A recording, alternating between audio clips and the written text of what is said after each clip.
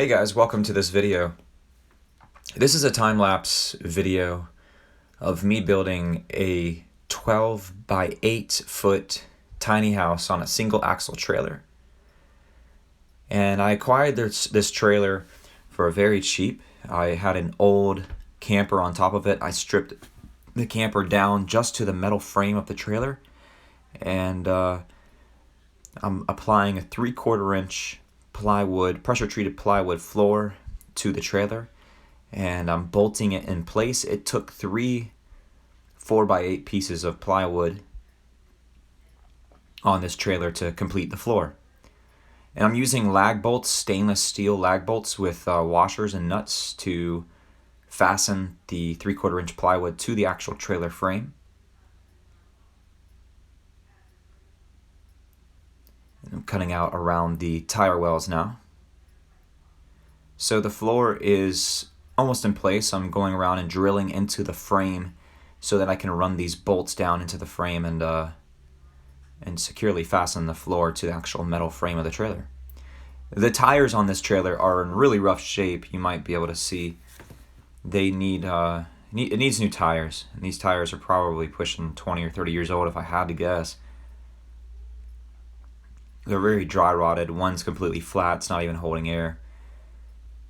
But the trailer frame itself is in good shape. Solid trailer frame. That's what you want to look for with these things. But my goal in to do this is to keep my cost under or around $3,000.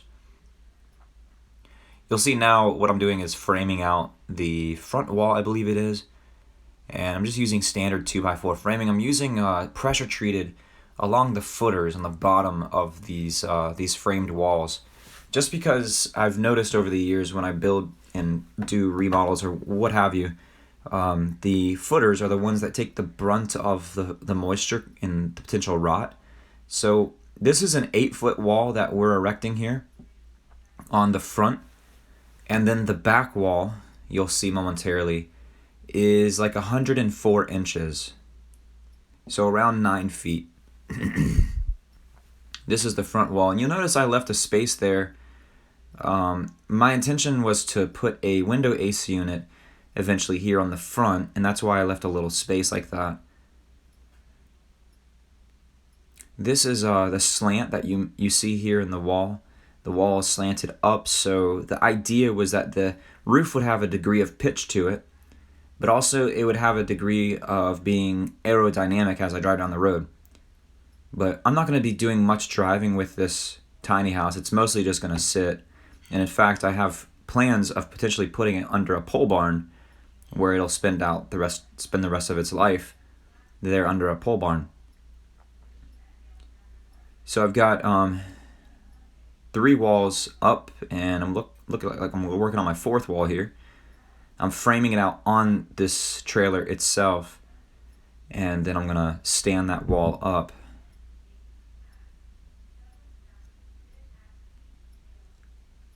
So what I'm doing is just mirroring the first wall on the side here. I'm just creating an exact copy of the wall on the side, this other side wall.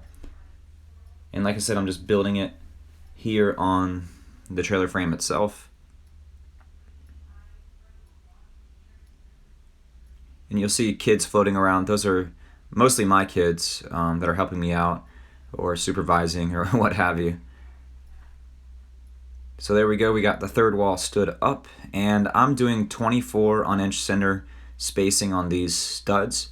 I regret doing that, and I'll explain why here in a bit if I can remember. But if you're gonna build out a tiny house like this, it's probably best just to go ahead and either do 1x2s or full 2x4s and do it on 16-inch centers, because the whole construction industry is centered around 16-inch spaces on things. It's so much easier to do stuff that way. There's so much in the construction universe that is themed around and constructed and manufactured around the fact that most homes have a 16-inch center spacing on their studs.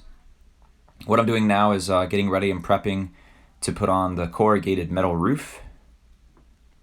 These roofing sheets are 12 feet long exactly, and They are 2 feet wide, 24 inches wide. It took 4 of these to put the roof on. I wish I had gone ahead and used 5 sheets so that I could have more overlap on the sides, but I think I remedied that, and I'm not gonna have any water intrusion or anything like that, but I wish I had had a little bit more overhang on either side. So if you're doing this, just go ahead and use 5 sheets so you have more overhang. You can always cut off some excess, but I was kind of cutting it close with these 4. So there, the roof is on. It's corrugated metal, and now what I did is I'm applying some exterior wall boards. These are interior beadboard planks and or boards here. So you see I had to actually sub in a stud there so it actually match up with the length of this board. But these bead boards I got on discount because they had imperfections in them, so those are things you can look for. And I was like, you know what, I'm going to put a nice couple coats of paint on these things and they'll be fine for exterior. So here's me cutting out the window, and the window is something like 24 inches by maybe 34 inches tall. And it's just one of those cheaper Project Source windows. It's a vinyl window. One of those really easy to install. You just attach it to the exterior wall material like I'm doing here. Each of these windows they were about $50 each. So far in this project, right up to now, if I had to guess, I'm probably at about $700 in on the project at this point, maybe a little bit less. So I'm cutting out the second window here with my Sawzall, my reciprocating saw. The second window is put in and fastened to the exterior wall. This is just to let some light in, so when everything's closed up and buttoned up, you just have some natural lighting. I woke up early one morning and I was working. The weather was nice, and I got up at like 5 and started working. What I'm doing now is I'm closing, and you see that opening there at the top with the angle, that long triangle. I want to close that in, so that's what I'm doing here. I'm measuring those out. The trick with these bead boards and these lines, is you got to match the lines up, that are in the actual bead board. So it's a little bit of a challenge. You just have to think carefully before you cut. So I'm putting those in place now, and I'm trying to match all those lines up. You can see the raindrops falling. It is raining kind of steadily here, but I was determined to get this thing closed up and weatherproofed. This is a night before a really cold snap came in, and it did something interesting to the wood here. This is the morning of the cold snap. It actually warped the wood a little bit because of the cold and humidity, but it ended up straightening out okay, and I actually had to manipulate a little bit. But my wife and I are painting it with some like bare exterior paint. This is the same color we used on our house. So I had like a whole 5 gallons of this stuff left over for painting my house. So I figured I'd just go ahead and just use this up and get this interior wood sealed up. The door that I'm about to install is actually a 6-foot mobile home door that I found at a mobile home supply store here in my hometown. And I'm installing it, framing it out here.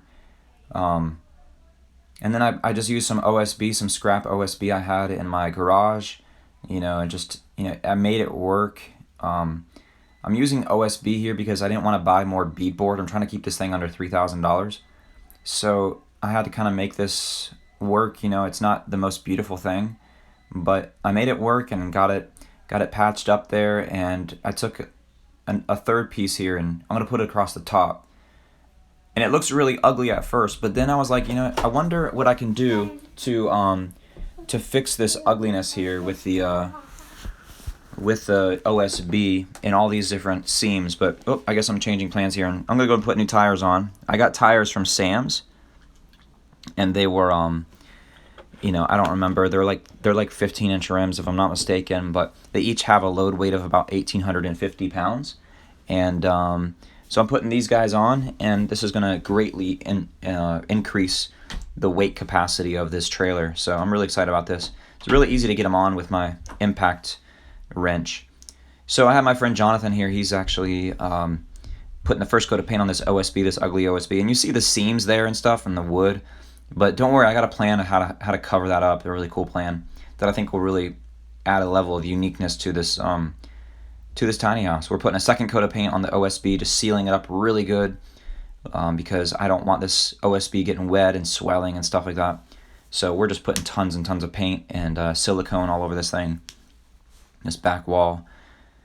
And the next thing to do is to install the back door. So I got a 9-light mobile home door. It's real easy. You pop it on there, just, put some screws on the exterior of it, and it's made in a way that the hinges cannot be removed. The hinge pins cannot be removed.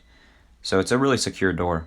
It doesn't have a deadbolt, but that's okay. This thing's going to be out on some property, and it's not going to get, it's probably not going to get broke into or anything like that. I'm not going to have anything that valuable in it anyways.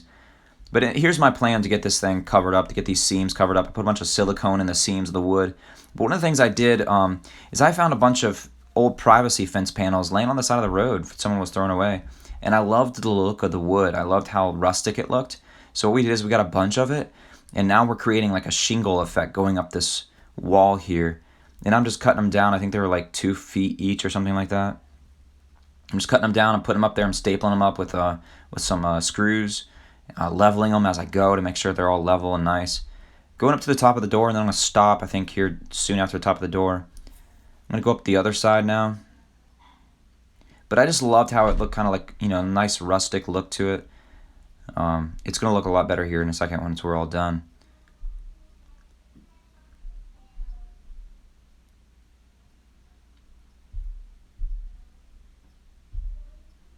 It's so satisfying watching this thing in time-lapse instead of being there and having to do it as slow as it was going.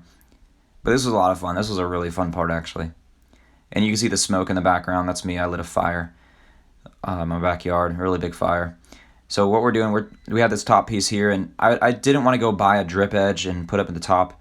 And also I ran out of fence panels, so I was like, let's just take this last piece of corrugated tin that I have here laying around, and let's put it up there and cap off that wall. So what I'm doing now is put on my corner trim. This is steel, like roofing trim that I thought would be cool to use because it's impervious to like the weather and the rain and everything.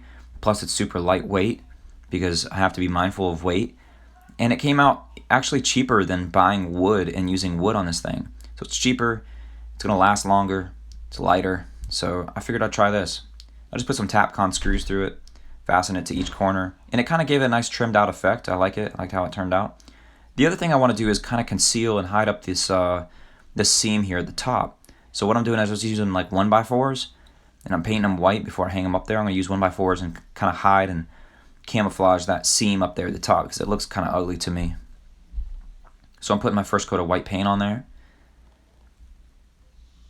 And now I'm going to try by myself to hang these things up here and see how it goes. But guys, this video is probably part 1 of upwards of 3 videos that I'm going to put out on this tiny house. I am planning on selling this tiny house here soon. So if you're interested, just contact me through my YouTube page or whatever. But please consider giving to my Patreon. I'll put the link down in the description below. Patreon is a way that you can support my channel and help me make more videos like this. But thanks guys for watching. Give it a thumbs up if I deserve it. See ya.